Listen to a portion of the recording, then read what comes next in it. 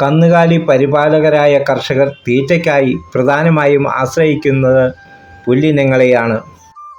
കൂടുതൽ വളർച്ചയ്ക്കും പാലുൽപാദന വർധനവിനും നാരുകൾ കൂടിയ തീറ്റപ്പുല്ലുകൾ തന്നെ കൂടുതലായി നൽകണം. തീറ്റ ചെലവുകൾ കുറയ്ക്കാനും മികച്ച പുല്ല് നൽകുന്നതിലൂടെ ക്ഷീരകർഷകർക്ക് സാധിക്കുന്നുണ്ട്. താരതമ്യേന മാംസ്യം കുറവാണ് പുല്ലിനങ്ങളിൽ. എന്നാൽ പയറിനങ്ങളിൽ മാംസ്യം കൂടുതലായി കാണപ്പെടുന്നു. ഇവ രണ്ടും യോജിപ്പിച്ച് നൽകുന്ന രീതിയാണ് ഭൂരിഭാഗം കർഷകരും സ്വീകരിച്ചിട്ടുള്ളത്. നാരുകൾ കൂടുതലുള്ളതും വിറ്റാമിനുകൾ അധികമുള്ളതുമായ ഒരു പുല്ലിനമാണ് തായ്ലാൻഡ് സൂപ്പർ നേപ്പിയർ. ദീർഘകാല വിളയായി ഇത് കൃഷി ചെയ്യാം. 20 അടിയിലേറെ ഉയരത്തിൽ വളരുന്ന ഇവയുടെ തണ്ടും ഭക്ഷ്യയോഗ്യമാണ്. സാധാരണ പശുക്കൾക്ക് ദിവസേന 30 കിലോ വരെ തീറ്റപ്പുല്ല് നൽകണം. ഇന്ന് ലഭ്യമായ പുല്ലിനങ്ങളുടെ ഇരട്ടിയിലേറെ ഗുണങ്ങളുള്ള ഒരു പുല്ലിനമാണ് തായ്ലൻഡ് സൂപ്പർ നേപ്പിയർ. മൂത്ത തണ്ടുകൾ മുറിച്ചെടുത്ത് നട്ടാണ് തൈകൾ ഉണ്ടാക്കുന്നത്. ആഴ്ചയിൽ ഒരിക്കൽ അല്പം ചാണകലായനി ഒഴിച്ചു കൊടുത്താൽ തഴച്ചു വളരും. നന്നായി തഴച്ചു വളരുന്ന ഒരു കട പുല്ലുണ്ടെങ്കിൽ 5 പശുക്കൾക്ക് ഒരു ദിവസത്തെ തീറ്റ നൽകാനാകും.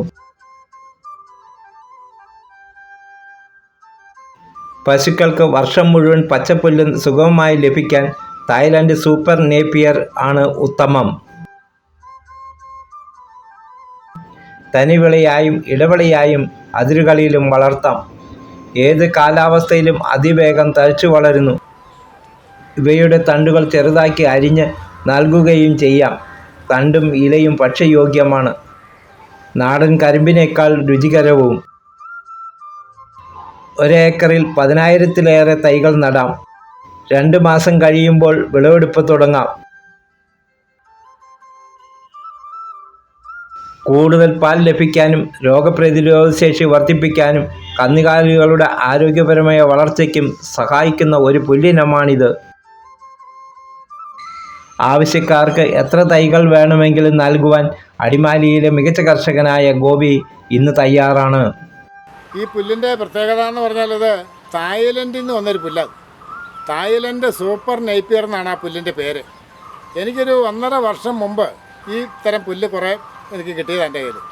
അത് കിട്ടിക്കഴിഞ്ഞപ്പോൾ ഇതിൻ്റെ പുല്ലിൻ്റെ ഗുണങ്ങളെ പറ്റിയെല്ലാം പറഞ്ഞു കേട്ടപ്പോൾ ഞാൻ എൻ്റെ കുറേ പുല്ല് ഇവിടെ ശേഖരിച്ചിട്ട് ആ പുല്ല് ഞാൻ കുറേ നട്ടു നോക്കി എങ്ങനെയുണ്ടെന്ന് അറിയാൻ വേണ്ടിയിട്ട്. ആ നട്ട് നല്ല ഇതാണെങ്കിൽ വേണം മറ്റു കൃഷിക്കാർക്ക് നമുക്ക് കൊടുക്കാനായിട്ട്. അങ്ങനെ നട്ട് കഴിഞ്ഞപ്പോൾ ആ പുല്ലിൻ്റെ വളർച്ച നല്ല വളർച്ചയാണ്. നല്ല കരിമ്പ് പോലെയാണ് വളരുന്നത്. ഇത് കണ്ടോ, ഇതിൻ്റെ തണ്ട് കണ്ടാൽ അറിയാം. ഒരു 15 അടി 18 അടി ഉയരം വരെ വരുവാണ്. ഇതിൻ്റെ പുല്ലെന്ന് പറഞ്ഞാൽ ഒരു മൂട്ടിൽ നിന്ന് 40 മുതൽ 50 കിലോ പുല്ല് വരെ ഒരേ സമയത്ത് കിട്ടും. നല്ല തറയിലേക്ക് നട്ടു വെച്ചാൽ. ഇത് ഞാൻ വലിയൊരു പോളിബാഗിനകത്ത് നട്ടു വെച്ച പുല്ലാണിത്. ഇതിനകത്ത് ഇപ്പോൾ തന്നെ കണ്ടോ ഒരു 50 കിലോ കൂടുതൽ പുല്ല് ഇപ്പോൾ ഇതിനകത്ത് തന്നെ ഈ വളർന്ന് പൊങ്ങി നിൽപ്പുണ്ട്. അത്രയധികം നല്ല കരുത്തിലായി പുല്ല് വന്നിരിക്കുന്നത്. ഇതിൻ്റെ ഗുണമെന്ന് പറഞ്ഞാൽ ഈ കരിമ്പ് പോലെ വരുന്ന ഈ തണ്ട് ഇല പൊഴിഞ്ഞിട്ട് ഇങ്ങനെ ഉയരം കൂടി വരുന്ന തണ്ട് മുറിച്ച് 2 മുട്ട് വെച്ചാൽ മുറിച്ച് നട്ടാൽ ഇഷ്ടംപോലെ തൈ ഉണ്ടാവും. നമ്മുടെ പറമ്പിൽ നട്ടാൽ 4 അടി അകലത്തിൽ നടണം. അതുപോലെ തന്നെ ഈ തണ്ട് വെട്ടി അരിഞ്ഞ് പശുവിന് കൊടുത്താൽ കരിമ്പ് തിന്നും പോലെ തിന്നും. ഈ പുല്ല് സാധാരണ പുല്ല് പോലെ ഒരു മയമുണ്ട് ഇതിന്.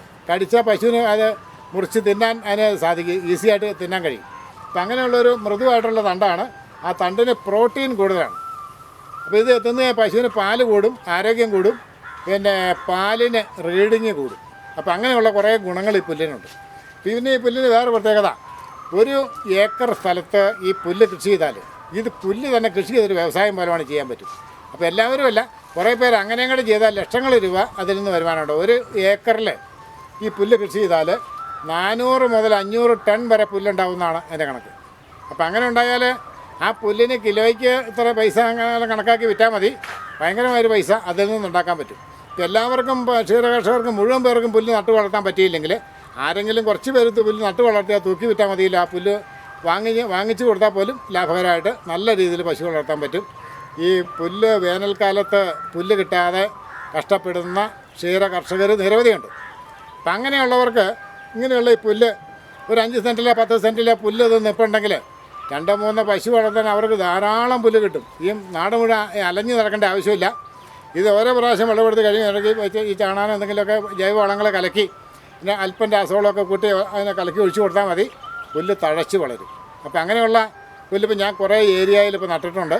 അതിപ്പോൾ ഞാനിവിടെ ഈ മൾട്ടി റൂട്ട് ജാതിത്തൈ ഇവിടെ എടുക്കാൻ വേണ്ടി ആളുകൾ പല നാട്ടിൽ നിന്ന് വരും, പല ജില്ലകളിൽ നിന്ന് വരും. അങ്ങനെ വരുമ്പോൾ ഈ പുല്ല് മറ്റുള്ളവരെയും പരിചയപ്പെടുത്താൻ വേണ്ടി ജാതിത്തൈ എടുക്കാൻ വരുന്നവർക്ക് ഫ്രീ ആയിട്ടാണ് ഞാൻ 2-3 പാക്കറ്റ് പുല്ല് ഇത് പോളിബാഗിലെ മുറിച്ച് നട്ട് മുളപ്പിച്ച് കുറേ തൈ നിർത്തിയിട്ടുണ്ട്. അപ്പോൾ ആ പോളിബാഗിൽ മുളപ്പിച്ച് നിർത്തിയിരിക്കുന്ന തൈകൾ 2-3 തണ്ട് വെച്ച് മുളപ്പിച്ച് നിർത്തിയിരിക്കുക പോളിബാഗിൽ. അത് അവർക്കിങ്ങനെ ഈ തൈ എടുക്കുന്നവർക്ക് ജാതിത്തൈ എടുക്കുന്നവർക്ക് ഫ്രീ ആയിട്ട് കൊടുത്തുകൊണ്ട് 2-3 പാക്കറ്റ് വീതം. അപ്പോൾ ആ നാട്ടിൽ കൊണ്ട് നട്ട് കഴിഞ്ഞാൽ അവിടെ ഉണ്ടായി കഴിയുമ്പോൾ അവരുടെ അയൽവാസികൾക്ക് അവർ 2 തണ്ട് കൊടുക്കാതിരിക്കില്ല, കൊടുക്കണമെന്നൊക്കെ ഞാൻ പറഞ്ഞൊക്കെ വിടാറുണ്ട്. പിന്നെ അല്ലാതെ ഇപ്പോൾ ഈ പുല്ല് വിലയ്ക്ക് കൊടുക്കാൻ മാത്രം ഉണ്ടായില്ലായിരുന്നു. ഇപ്പോൾ ഞങ്ങൾ ഇതിൻ്റെ കുറേ ഏരിയയിൽ ഇപ്പോൾ ഈ പുല്ല് നട്ട് വളർത്തി ഇതുപോലെ നല്ല വലുതായി നിൽപ്പുണ്ട്. അതിന് തണ്ട് മുറിച്ച് നട്ട് മുളപ്പിച്ച് കുറേ തൈകൾ ഇപ്പോൾ ഞങ്ങൾ ഉണ്ടാക്കിയിട്ടുണ്ട്. ആ തൈകൾ ഇപ്പോൾ ഈ സീസൺ മുതൽ ഇപ്പോൾ നമ്മൾ കൊടുത്തു തുടങ്ങിയിട്ടുണ്ട്. ഇനി ഞങ്ങൾ കുറേ കൊടുക്കാൻ വേണ്ടിയിട്ട് കുറേ കൂടെ ഉണ്ടാക്കുന്നുണ്ട്, പരമാവധി ഉണ്ടാക്കുന്നത്. നിരവധി ആളുകൾ വരുന്നുണ്ട്. അത് ഒത്തിരി പേര് 10, 100, 200, 500 പാക്കറ്റ് വീതമൊക്കെ വേണമെന്ന് ഞാൻ ആവശ്യപ്പെടുന്നുണ്ട്.